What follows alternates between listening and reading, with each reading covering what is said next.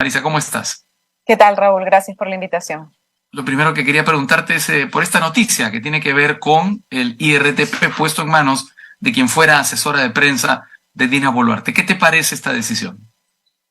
Bueno, como tú has dicho en la introducción, una raya más al tigre, por decirlo de alguna manera, ¿no? Es un comportamiento que vemos en lo que yo llamaría el bloque de gobierno, que es la conjunción, digamos, de esta especie de mayoría conservadora del Congreso más Dina Boluarte. Hay una alianza, ¿no es cierto?, explícita ahí, y que tiene, por un lado, la vocación de la captura de instituciones tutelares, Tribunal Constitucional, Defensoría del Pueblo. Con preocupación muchos vemos qué va a pasar con la Junta Nacional de Justicia. Acuérdate que el Sí. 2024 vence el plazo y se arma Y la el nueva sistema comisión. electoral, ¿no? Pero claro, el sistema electoral también está en camino. Ahí lo que quieren hacer Sí. es ampliar, ¿no es cierto?, el número de miembros del Pleno del Jurado, que es una manera de alterar finalmente su composición, con dos elementos que deberíamos recordar, ¿no? Uno es incluir a alguien más de colegios profesionales. Recordemos qué pasó con el Consejo Nacional de la Magistratura, cómo fracasó, en fin, deberíamos tener un poquito de memoria. Y el otro es incluir un representante de universidades privadas, un poco en la línea de lo que se está ocurriendo con la SUNEDU, ¿no?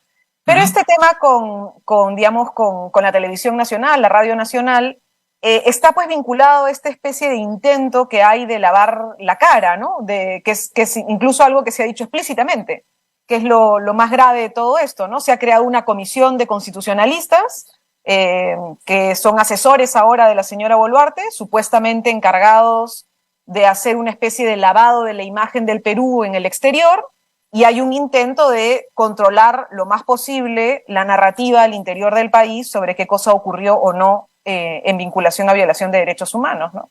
Ya si a Mm. esto le sumas el proyecto de ley del congresista Montoya del día de hoy, Sí, te lo iba a ya estamos comentar. redondos.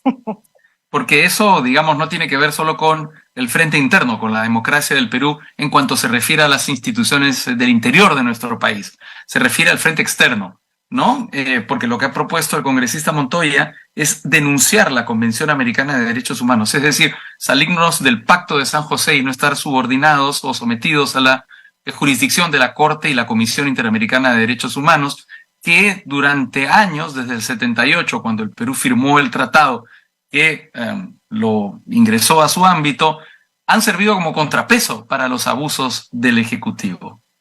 Bueno, es gracioso hasta cierto, bueno, gracioso no, la verdad es trágico, ¿no? Pero en tragicómico incluso, cómo tú puedes tener representantes como el señor Montoya, que se supone es un representante pues de la versión extrema de la derecha peruana, usando los argumentos de los sectores de la supuesta extrema izquierda latinoamericana, ¿no? O sea, es decir, Ortega es quien rechaza la Corte Interamericana, Chávez fue el primero Chávez en se rechazar salió. la Corte Interamericana, ¿no es cierto? Hay evidentemente incluso el discurso es la Corte representa a la derecha, acá el discurso es la Corte representa a la izquierda.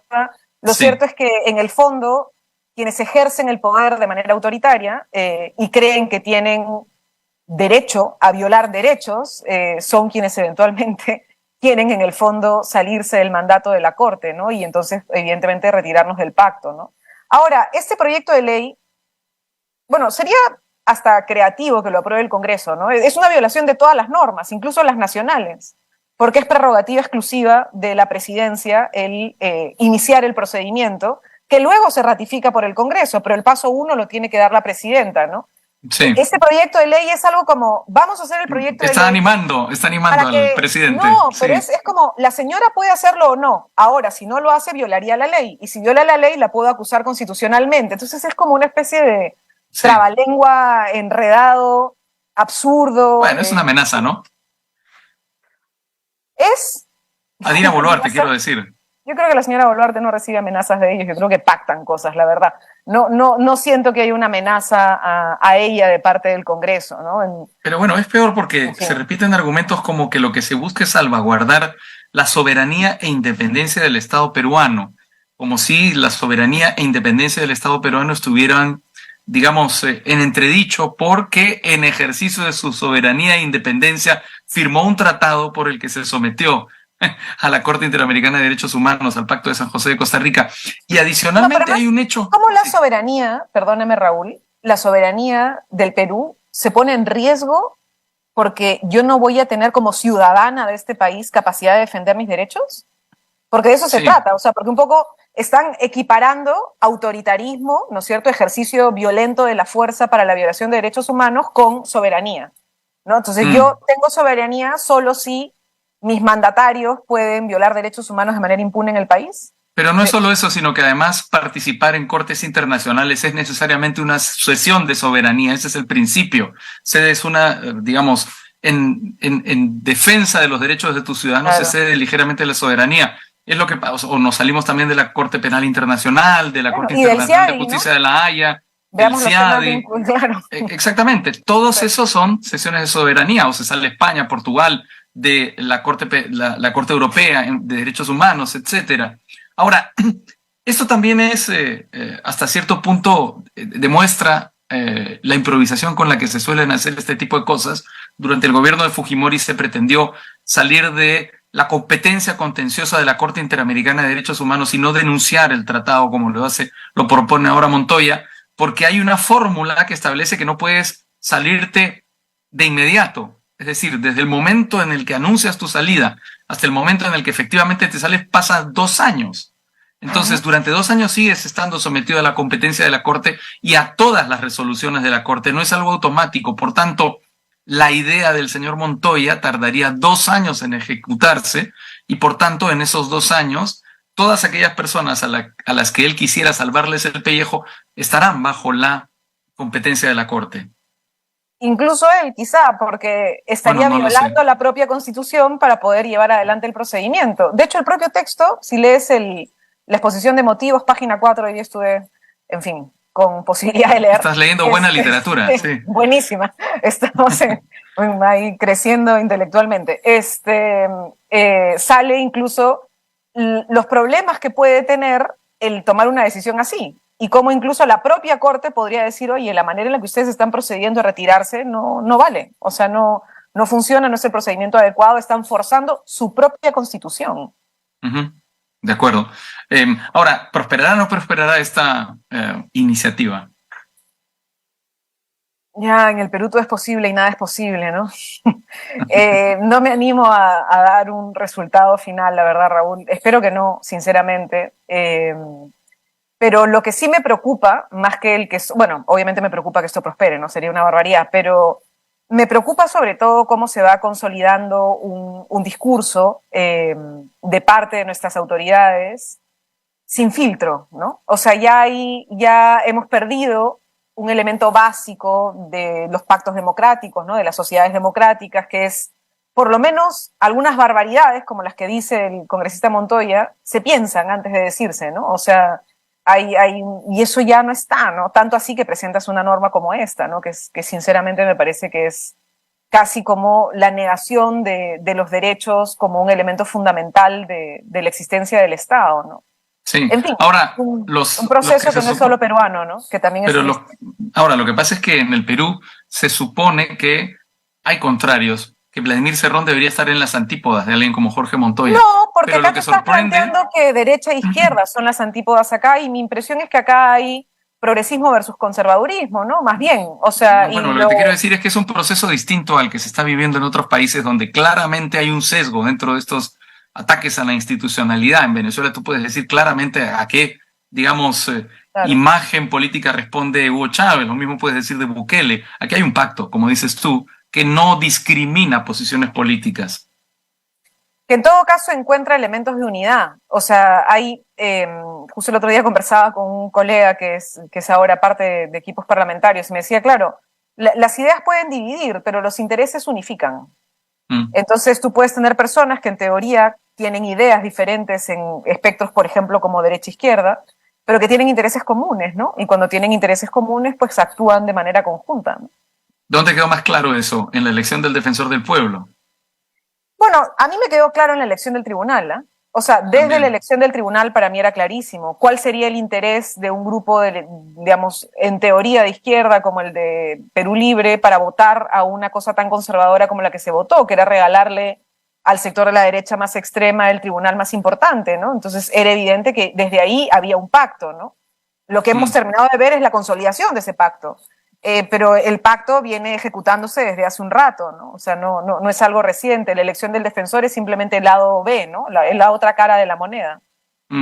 Ahora, de todas formas, digamos, hay protestas que comienzan a reactivarse. En Puno está este paro seco en contra del gobierno de Dina Boluarte.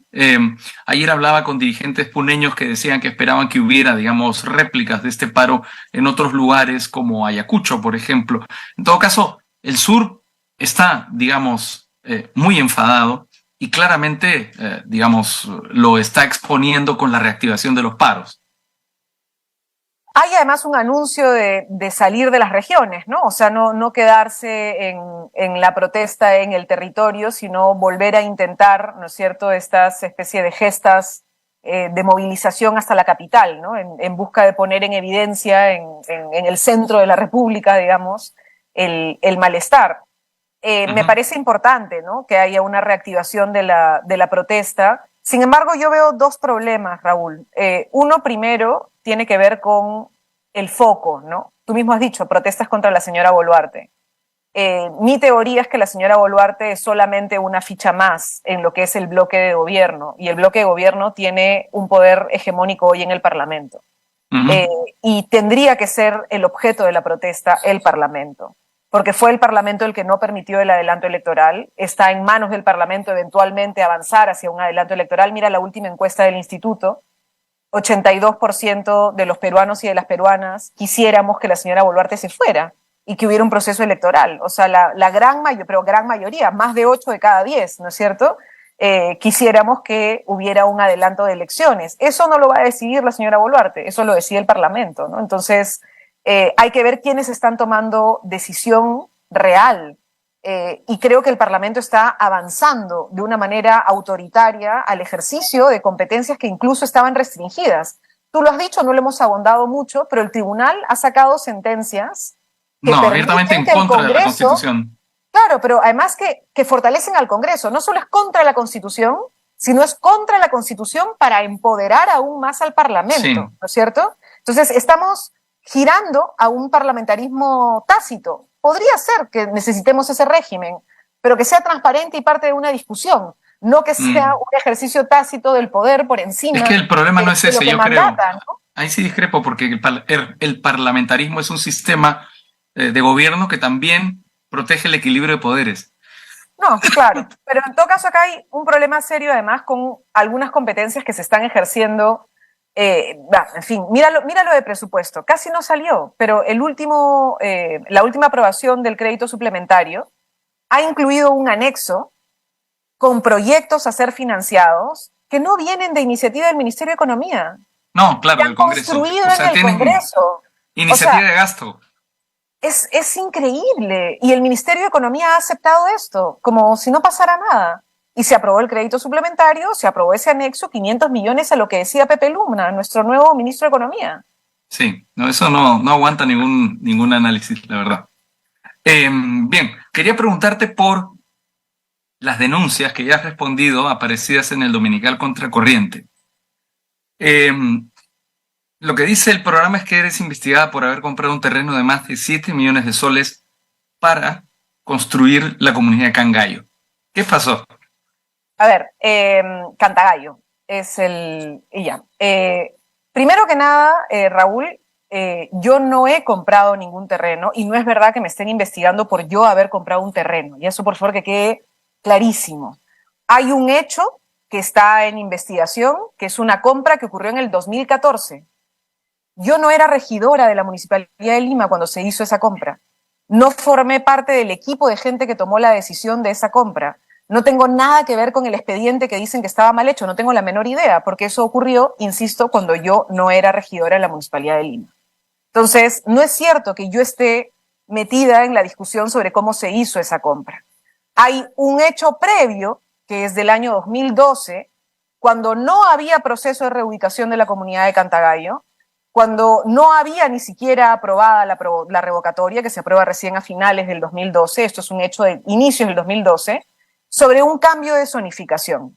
Y lo que yo he aclarado en el texto que tú estás señalando es que ese cambio de zonificación, como todos los cambios de zonificación que se aprobaron cuando yo era presidenta de la Comisión de Desarrollo Urbano, tenían un informe previo de la de la Gerencia de Desarrollo Urbano y del Instituto Metropolitano de Planificación. Estas dos entidades técnicas opinan primero, revisan primero, determinan si tiene vialidad técnica o no, y luego recién llegan los regidores, y en mi caso recogemos la opinión técnica de estos espacios y recién va al Consejo y recién se vota. Entonces no hay ningún tipo de link entre ambos hechos, ahí se están mezclando cosas. Y hay una cosa además que he señalado, que esto la primera vez que salió, que es un refrito del 2019, se armó una investigación y ya hubo un primer archivo. La Procuraduría de la Municipalidad de Lima ha pedido que se vuelva a investigar, encantada que se vuelva a investigar. Yo he ido a declarar, ese programa también ha dicho que a mí nadie me ha hecho declarar, mentira. He ido a declarar, he ido con mi abogado, hemos presentado declaración y hemos explicado nuevamente esto que te estoy diciendo. No tuve nada que ver con esa compra, se hizo en el 2014 cuando yo no era regidora, y los otros hechos que tienen que ver con el cambio de zonificación se hicieron respetando la opinión técnica de dos organismos diferentes antes de que llegara a la comisión, ¿no? Entonces, bueno, en fin, ya no sé qué más se puede decir alrededor de ese hecho, ¿no? Bueno, continuará la investigación y si tú estás tan tranquila, volverá a ocurrir lo que pasó antes. Marisa Glave, muchísimas gracias por tu participación en Al Vuelo, como siempre.